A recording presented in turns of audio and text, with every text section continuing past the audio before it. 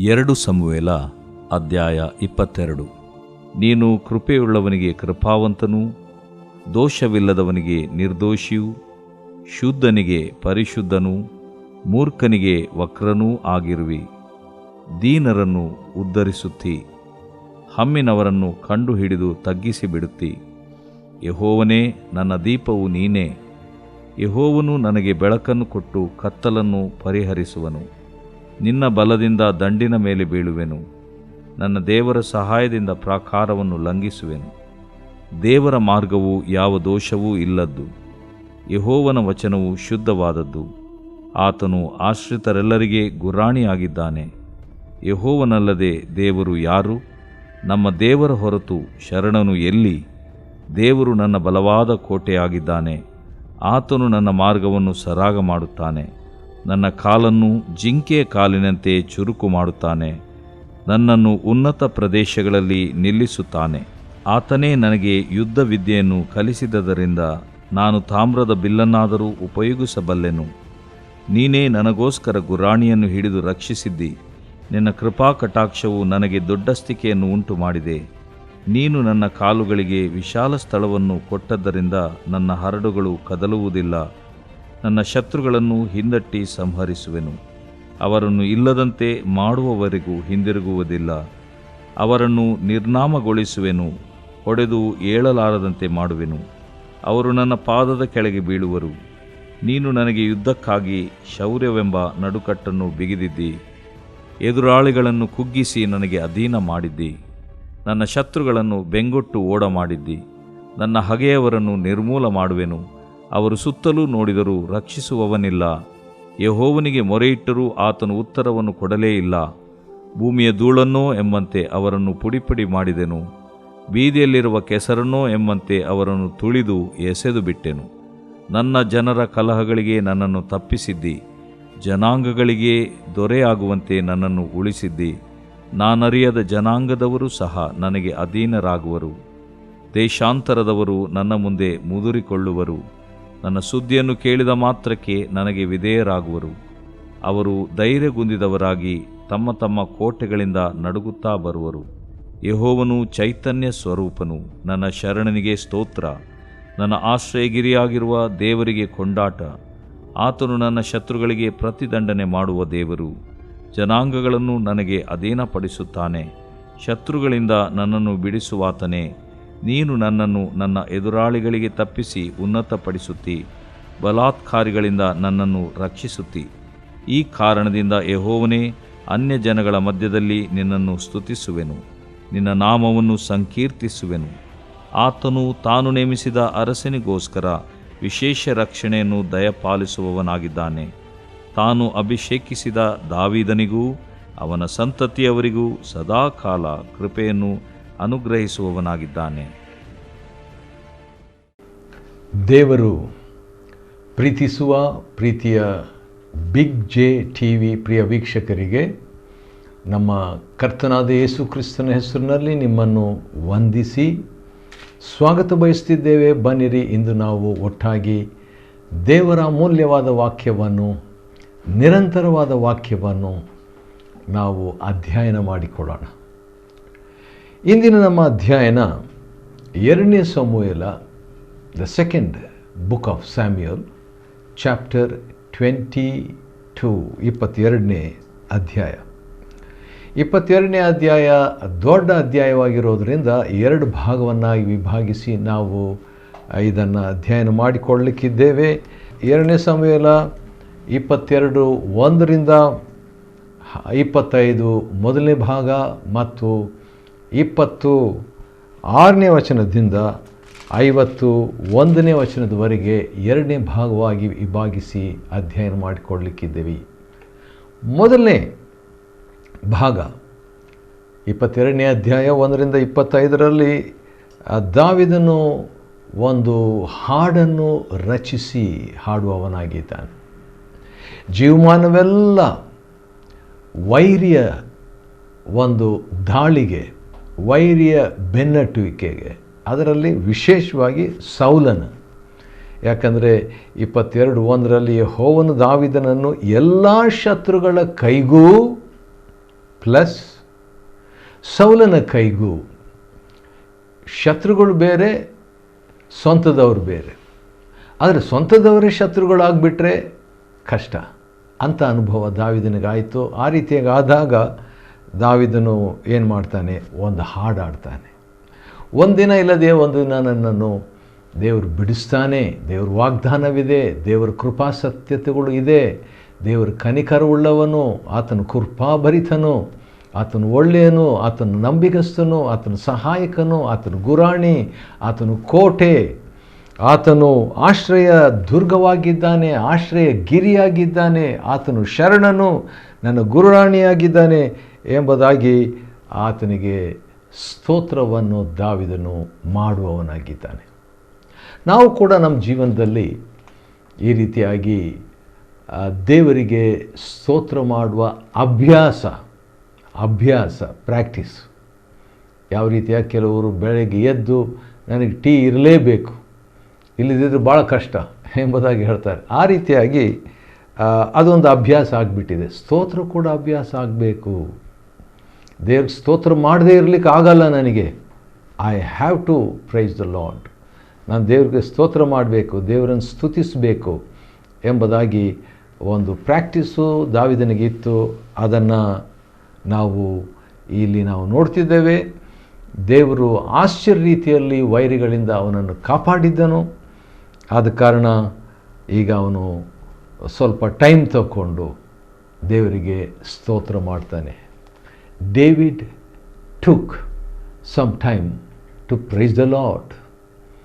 ದಾವಿದನು ದೇವರಿಗೆ ಸ್ತೋತ್ರ ಮಾಡುವಂತೆ ಮೀಸಲಾಗಿ ಸ್ವಲ್ಪ ಸಮಯವನ್ನು ಅವನು ಬದಿಗಿಡ್ತಾನೆ, ರಿಸರ್ವ್ ಮಾಡಿರ್ತಾನೆ. ಎಲ್ಲ ಟೈಮು ತನಗಾಗಿ ಯೂಸ್ ಮಾಡ್ಕೊಳ್ಳಿಲ್ಲ, ದೇವರಿಗಾಗಿ ಕೂಡ ಟೈಮ್ ಅವನು ಇಟ್ಕೊಂಡಿದ್ದನು. ಒಂದು ವಾಕ್ಯ ಇದೇ ಮೊದಲನೇ ಸಮುವೇಲನ ಗ್ರಂಥದಲ್ಲಿ ಇರುವಂಥದ್ದು. ಬಹುಶಃ ಅದನ್ನು ನಾವು ನೋಡಿಕೊಳ್ಳುವಂಥದ್ದು ಒಳ್ಳೆಯದೇನೋ. ಆ ವಾಕ್ಯ ನನಗೆ ನೆನಪಿಗೆ ಬರುತ್ತಿದೆ. ಮೊದಲನೇ ಸಮುವೇಲನ ಗ್ರಂಥ 2ನೇ ಅಧ್ಯಾಯದಲ್ಲಿ 30ನೇ ವಚನದ 2ನೇ ಭಾಗ ಈ ರೀತಿಯಾಗಿದೆ. ಅದೇನೆಂದರೆ, ನನ್ನನ್ನು ಸನ್ಮಾನಿಸುವವರನ್ನು ಸನ್ಮಾನಿಸುವೆನು, ನನ್ನನ್ನು ತಿರಸ್ಕರಿಸುವವರು ತಿರಸ್ಕಾರ ಹೊಂದುವರು. I will honour those who honour me. ನನ್ನ ಜೀವನದಲ್ಲಿ ನಾನು ಕಂಡುಕೊಂಡದ್ದು, one way to honour God is to give time to God. ದೇವರಿಗೆ ಸಮಯ ಕೊಡೋದರಿಂದ ಆತನನ್ನು ನಾವು ಗೌರವಿಸ್ತೇವೆ. ಹೌದು, ದೇವರಿಗೆ ದುಡ್ಡು ಕೊಡೋದರಿಂದ, ದಶಮಭಾಗ ಕೊಡೋದರಿಂದ, ಕಾಣಿಕೆ ಕೊಡೋದರಿಂದ ದೇವರನ್ನು ಸನ್ಮಾನಿಸ್ತೇವೆ ಎಂಬುದಾಗಿ ನಾವು ಕೇಳಿದ್ದೇವೆ. ಆದರೆ ಸಮಯ ಕೂಡ ನಾವು ಕೊಡಬೇಕು. ಮೋಶೆ ಅಂತ ಭಕ್ತರ ವಿಷಯದಲ್ಲಿ ನಾವು ನೋಡುವಾಗ ವಿಮೋಚನ ಕಾಂಡ 24ನೇ ಅಧ್ಯಾಯದಲ್ಲಿ 40 ದಿವಸನೂ ದೇವರಿಗೆ ಕೊಟ್ಬಿಟ್ಟು, ಊಟ ಎಲ್ಲ ಮರೆತುಬಿಟ್ಟು, ನೀರು ಕುಡಿಯೋದೆಲ್ಲ ಮರೆತುಬಿಟ್ಟು, ವಿಶ್ರಾಂತಿ ಮಲಗೋದೆಲ್ಲ ಮರೆತುಬಿಟ್ಟು, ಆ ದಿವಸಗಳಲ್ಲಿ ಬಿಸ್ಲರಿ ಬಾಟ್ಲ್ ಇರಲಿಲ್ಲ. ಆದರೂ ಕೂಡ ಆ ದಿವಸಗಳಲ್ಲಿ ನಾನು ಊಟ ಮಾಡಲಿಲ್ಲ, ನೀರು ಕುಡಿಲಿಲ್ಲ ಎಂಬುದಾಗಿ ಹೇಳ್ತಾನೆ ರೀ. ಆದ ಕಾರಣ ದೇವರಿಗೆ ನಾವು ಟೈಮ್ ಕೊಡಬೇಕು. ಎಷ್ಟು ಟೈಮ್ ದೇವ್ರಿಗೆ ಕೊಟ್ಟರು ಅದು ವೇಸ್ಟ್ ಅಂತೂ ಅಲ್ಲ. ಎಷ್ಟು ಟೈಮ್ ದೇವ್ರಿಗೆ ಕೊಟ್ಟರು ಅದನ್ನು ಅದು ವೇಸ್ಟ್ ಅಲ್ಲ, ಇನ್ವೆಸ್ಟ್ಮೆಂಟ್, ಅದು ವೆಚ್ಚ, ಅದು ವ್ಯರ್ಥವಲ್ಲ. ಸರಿ, ದೇವರಿಗೆ ಈ ರೀತಿಯಾಗಿ ಸ್ತೋತ್ರ ಮಾಡ್ತಿದ್ದಾನೆ. ಮರಣ ಪ್ರವಾಹ ಅಲ್ಲಕಲ್ಲೋಲಗಳು ನನ್ನನ್ನು ಸುತ್ತಿಕೊಂಡು ಎಂಬುದಾಗಿ ಮರಣನ ಅನೇಕ ಸಾರಿ ದಾವಿದನು ತನ್ನ ಜೀವನದಲ್ಲಿ ಸಂಧಿಸಿದ್ದಾನೆ. ಆಲ್ಮೋಸ್ಟ್ ಮರಣ ಹತ್ರ ಬಂತು, ಆದರೆ ದೇವರು ಕಾಪಾಡಿದ್ನಿ. ಈ ಒಂದು ಅಧ್ಯಾಯಕ್ಕೆ 22ನೇ ಅಧ್ಯಾಯ 2ನೇ ಸಮುವೇಲಕ್ಕೆ ಮುಂಚಿತವಾಗಿ 21ನೇ ಅಧ್ಯಾಯ 2ನೇ ಸಮುವೇಲದಲ್ಲಿ ನಾವು ನೋಡುವಾಗ ಏನಾಗ್ತದೆ, ಯಾರೋ ಒಬ್ಬನು ಇಷ್ಬಿ ಬೇನೋಬ್, ವಿಚಿತ್ರ ಹೆಸರು, ಇಷ್ಬಿ ಬೇನೋಬ್ ಅಂತ ಹೇಳಿದರೆ ಆ ನೋಬ್ನಲ್ಲಿ ವಾಸವಾಗಿರುವವನು ಎಂಬ ಹೆಸರಿರುವಂಥ ಒಬ್ಬನು ಬಲಿಷ್ಠನು ದಾವಿದನನ್ನು ಕೊಲ್ಲುವುದಕ್ಕಿದ್ದನು. ಇನ್ನೇನು ಸ್ವಲ್ಪ ಅದರಲ್ಲಿ ಔಟ್ ದಾವಿದನು. ಅಷ್ಟರೊಳಗೆ ಅವನ ಸಹೋದರಿಯ ಮಗನಾದಂಥ ಅಭಿಷಾಯಿ ಬಂದು ದಾವಿದನ ಸಹಾಯಕ್ಕೆ ಬಂದು ಆ ಫಿಲಿಸ್ಟಿಯನನ್ನು ಕೊಂದು ಹಾಕಿತಾನೆ. ಹೌದು, ಮರಣ ಪ್ರವಾಹ ಅಲ್ಲಕಲ್ಲೋಲಗಳು ನನಗೆ ಸುತ್ತಿಕೊಂಡು, ಮರಣ ಪ್ರವಾಹ ನನ್ನನ್ನು ಸುತ್ತಿಕೊಂಡಿತು ಎಂಬುದಾಗಿ ಹೇಳ್ತಾನೆ. ಸ್ವಲ್ಪ ಮುಂಚೆ ಕೂಡ ಸುತ್ತಿಕೊಂಡಿತ್ತು, ಆದರೆ ದೇವರು ಕಾಪಾಡಿದನು. ಇಂಥ ಒಂದು ಅನುಭವ ಹೊಂದಿದ ಮೇಲೆ ಅದನ್ನು ನಾವು ಸುಮ್ಮನೆ ನಾವೇ ಇಟ್ಕೊಳ್ಳದೆ ಅದನ್ನು ಸಾಕ್ಷಿಯಾಗಿ ಬೇರೆಯವ್ರಿಗೆ ಹೇಳಬೇಕು. ನಾವಾಗಿ ಅದನ್ನು ಇಟ್ಕೊಳ್ಳದೆ ಅದನ್ನು ಹಾಡಿನ ರೂಪದಲ್ಲಿ ಬೇರೆಯವರಿಗೆ ತಿಳಿಸ್ಬೇಕು. ಅದನ್ನೇ ದಾವೀದನು ಮಾಡ್ತಾ ಇರೋದಂತ. ಕಷ್ಟ ಕಾಲದಲ್ಲಿ ಯೆಹೋವನಿಗೆ ಮೊರೆ ಇಟ್ಟನು, ಆತನು ನನ್ನ ಪ್ರಾರ್ಥನೆಗೆ ಉತ್ತರ ಕೊಟ್ಟನು ಎಂಬುದಾಗಿ 25 ವಚನಗಳವರೆಗೆ ಕೂಡ ದಾವೀದನು ದೇವರಿಗೆ ಸ್ತೋತ್ರ ಮಾಡುವವನಾಗಿದ್ದಾನೆ. 26ನೇ ವಚನದಿಂದ 51ನೇ ವಚನದವರೆಗೆ ಇರುವಂಥ 2ನೇ ಭಾಗದಲ್ಲಿ ಕೂಡ ಅದೇ ಸ್ತೋತ್ರ ಮುಂದುವರಿತದೆ.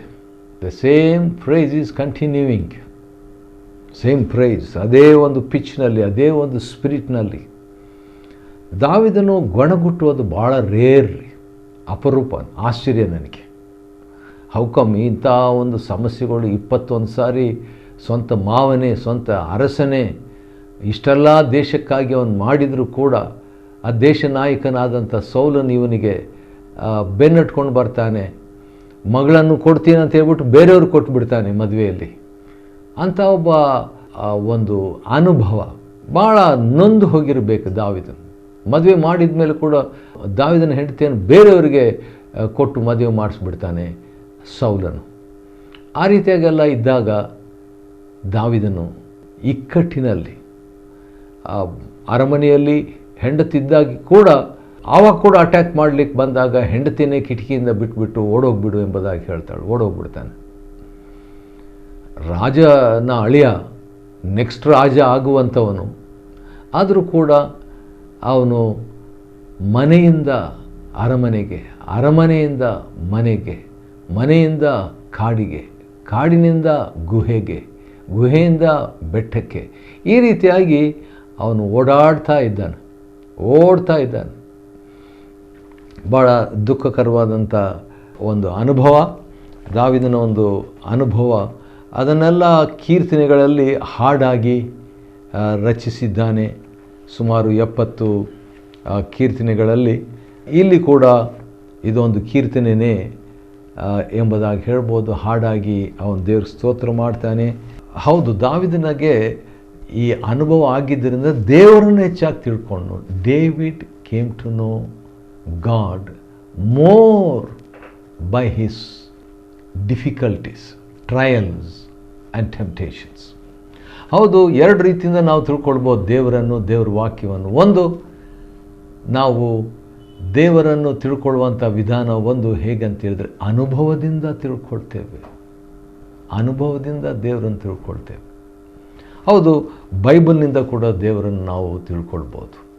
ಈ ಅನುಭವ ಅಂತ ಹೇಳಿದಾಗ ನನಗೊಂದು ವಾಕ್ಯ ನೆನಪಿಗೆ ಬರ್ತದೆ.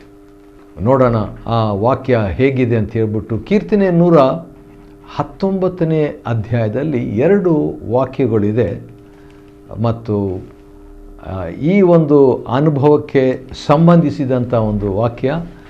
ನಿಮಗಾಗಿ ಆ ವಾಕ್ಯವನ್ನು ಓದ್ತೇನೆ, ದಯವಿಟ್ಟು ಕೇಳಿಸ್ಕೊಳ್ಳಿ.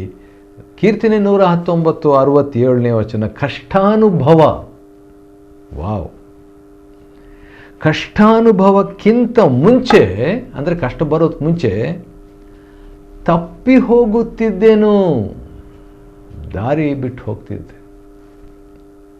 ಈಗಲಾದರೂ, ಅಂದರೆ ಈ ಕಷ್ಟ ಬಂತು, ಈಗಲಾದರೂ ನಿನ್ನ ನುಡಿಗಳನ್ನು ಕೈಕೊಳ್ಳುತ್ತೇನೆ. ಹಾಗಾದರೆ ಕಷ್ಟಾನುಭವ ಒಳ್ಳೆಯದಂತ ನಮ್ಗೆ ಅನ್ನಿಸ್ತದಲ್ವಾ? ಹೌದು, ನಮಗೆ ಅನಿಸದಿದ್ದರೂ ಆ ದಾವೀದನಿಗೆ ಅನಿಸಿದೆ ಅದು. ಅದನ್ನೇ 71ನೇ ವಚನದಲ್ಲಿ ಹೇಳ್ತಿದ್ದಾನೆ ರೀ. ಕಷ್ಟಾನುಭವವು, ಕೀರ್ತನೆ 119, 71ನೇ ವಚನ, ಕಷ್ಟಾನುಭವವು ಹಿತಕರವಾಯಿತು. ವಾವ್, ಕಷ್ಟಗಳು ಒಳ್ಳೆಯದಂತ ಹೇಳ್ತಾನೆ. It is good that I am afflicted. ಆಮೇಲೆ ಮತ್ತೆ ಇನ್ನೊಂದು ಮಾತನ್ನು ಅದೇ ವಚನದ 2ನೇ ಭಾಗದಲ್ಲಿ ಹೇಳ್ತಾನೆ. ಅದೇನೆಂದರೆ ಅದರಿಂದಲೇ, ಯಾವುದರಿಂದಲೇ? ಕಷ್ಟಾನುಭವದಿಂದಲೇ ನಿನ್ನ ನಿಬಂಧನೆಗಳನ್ನು ಕಲಿತೆನು. ಓ, ದೇವ್ರ ವಾಕ್ಯ ಕಷ್ಟದಿಂದ ಕಲಿತ್ಕೊಳ್ತೀವ, ಹೌದು ಹೌದು. ಇಲ್ಲಿ ಒಂದು ಹಾಡನ್ನೇ ದಾವೀದನು ಬರೆಯುವಾಗ ಅದು ಬರೀ ಹಾಡಲ್ಲ, ಜೀವನ. David was pouring out himself in this song. ಮತ್ತು ಈ ಅನುಭವ ದಾವೀದನಿಗಿದ್ದಿದ್ದು, ಇದನ್ನು ನನಗೆ ಓದ್ಬಿಟ್ಟು ನನಗೆ ಆಶ್ಚರ್ಯ ಆಯಿತು. ಅದೇನಂತ ಹೇಳಿದರೆ, ದೇವರು ಒಂದು ರೀತಿಯಿಂದ ನಮ್ಮ ಸ್ವಭಾವ ಹೇಗಿದೆಯೋ ಅದಕ್ಕೆ ತಕ್ಕಂತೆ ದೇವರು ಕೂಡ ನಮಗೆ ರಿಯಾಕ್ಟ್ ಮಾಡ್ತಾನೆ ರೀ. ಉದಾಹರಣೆಗೆ ನೋಡ್ರಿ, 26ನೇ ವಚನ ಈ ರೀತಿಯಾಗಿದೆ. 2ನೇ ಸಮುವೇಲ 22ನೇ ಅಧ್ಯಾಯದ 26ನೇ ವಚನ, ನೀನು ಕೃಪೆಯುಳ್ಳವನಿಗೆ ಕೃಪಾವಂತನು, ದೋಷವಿಲ್ಲದವನಿಗೆ ನಿರ್ದೋಷಿ, ಶುದ್ಧನಿಗೆ ಪರಿಶುದ್ಧನು, ಮೂರ್ಖನಿಗೆ ವಕ್ರನು. ಮತ್ತು ಇಂಥ ಒಂದು ಅನುಭವ ಇವನಿಗಿದ್ದುದರಿಂದ ಇಟ್ಸ್ ಲೈಕ್ ಎ ಮಿರರ್. ಕೃಪೆಯುಳ್ಳವನಿಗೆ ಕೃಪಾವಂತನು. ಈಗ ಮಿರರ್ನಲ್ಲಿ ಕನ್ನಡಿಯಲ್ಲಿ ನಾವು ಹೇಗಿರ್ತೀವೋ ಹಾಗೇನೆ, ಕಪ್ಪಗಿದ್ರೆ ಕಪ್ಪು ವ್ಯಕ್ತಿ, ಬೆಳ್ಳಗಿದ್ರೆ ಬೆಳ್ಳ ವ್ಯಕ್ತಿ, ಹೇಗಿರ್ತೀವೋ ಅದೇ ರೀತಿಯಾಗಿ ಪ್ರತಿಬಿಂಬ ಕನ್ನಡಿಯಲ್ಲಿ. ಹೌದು, ಇಲ್ಲಿ ಕೂಡ ನಾವು ನೋಡ್ತಿದ್ದೇವೆ, ದೇವರು ಕೃಪೆಯುಳ್ಳವನಿಗೆ ಕೃಪಾವಂತನು.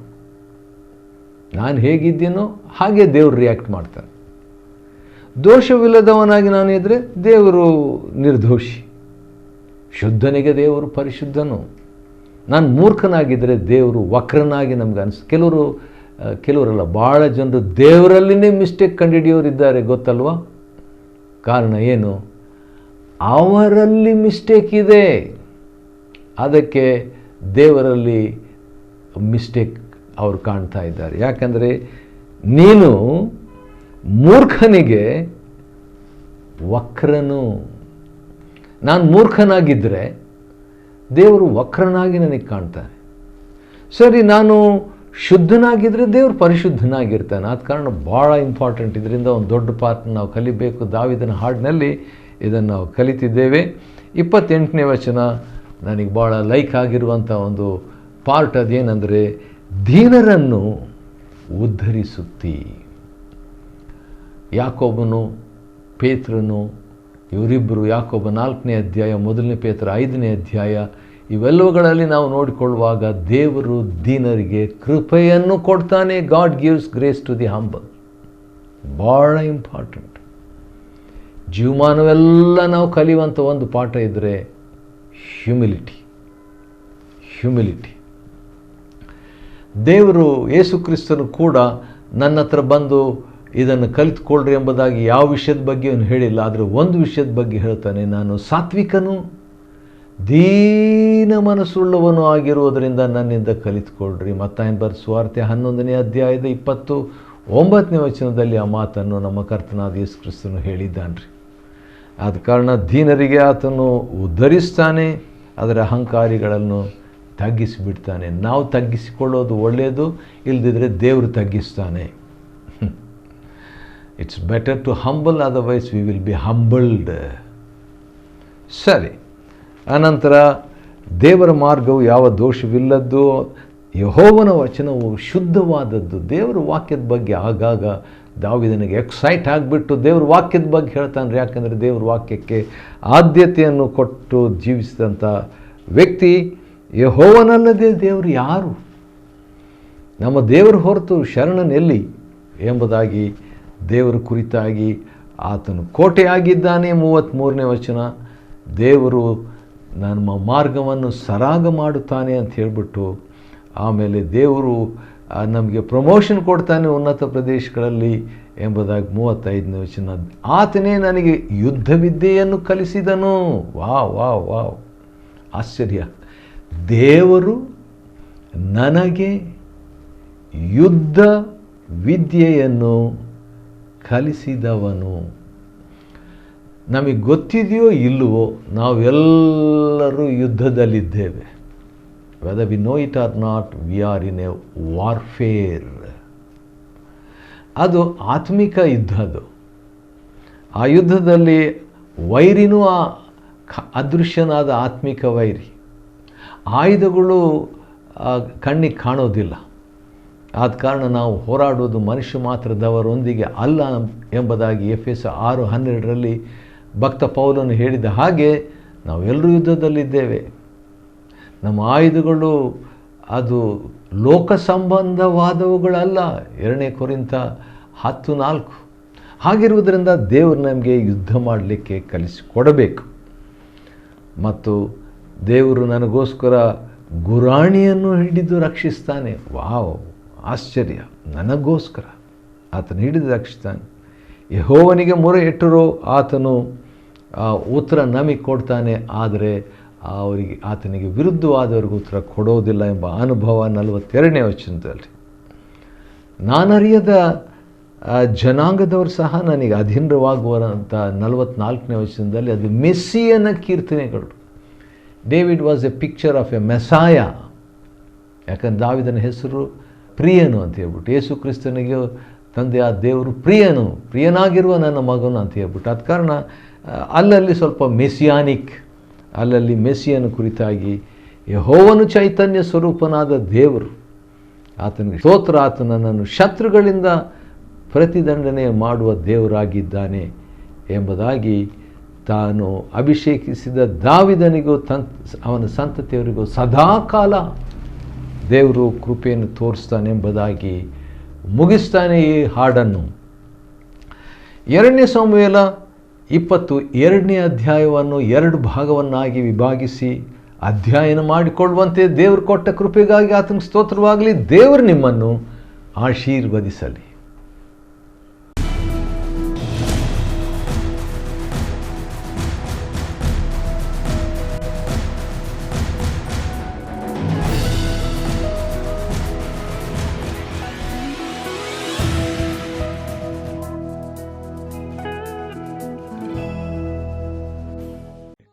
Chapter 22.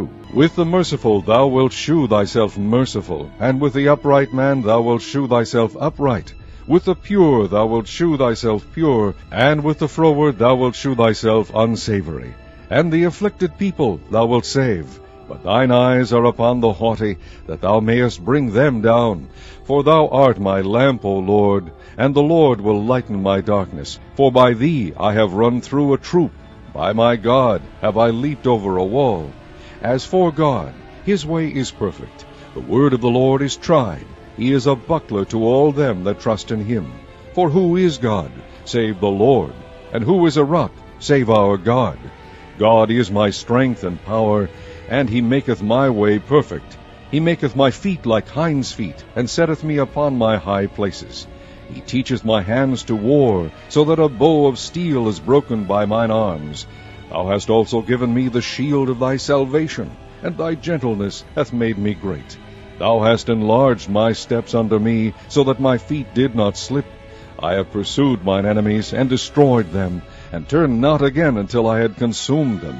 And I have consumed them, and wounded them, that they could not arise. Yea, they are fallen under my feet. For thou hast girded me with strength to battle. Them that rose up against me hast thou subdued under me. Thou hast also given me the necks of mine enemies, that I might destroy them that hate me. They looked, but there was none to save, even unto the Lord, but he answered them not. Then did I beat them as small as the dust of the earth. I did stamp them as the mire of the street, and did spread them abroad. Thou also hast delivered me from the strivings of my people. Thou hast kept me to be head of the heathen. A people which I knew not shall serve me. Strangers shall submit themselves unto me. As soon as they hear, they shall be obedient unto me. Strangers shall fade away, and they shall be afraid out of their close places. The Lord liveth, and blessed be my rock, and exalted be the God of the rock of my salvation. It is God that avengeth me, and that bringeth down the people under me, and that bringeth me forth from mine enemies. Thou also hast lifted me up on high above them that rose up against me. Thou hast delivered me from the violent man. Therefore I will give thanks unto thee, O Lord, among the heathen, and I will sing praises unto thy name. He is the tower of salvation for his king, and sheweth mercy to his anointed, unto David, and to his seed forevermore.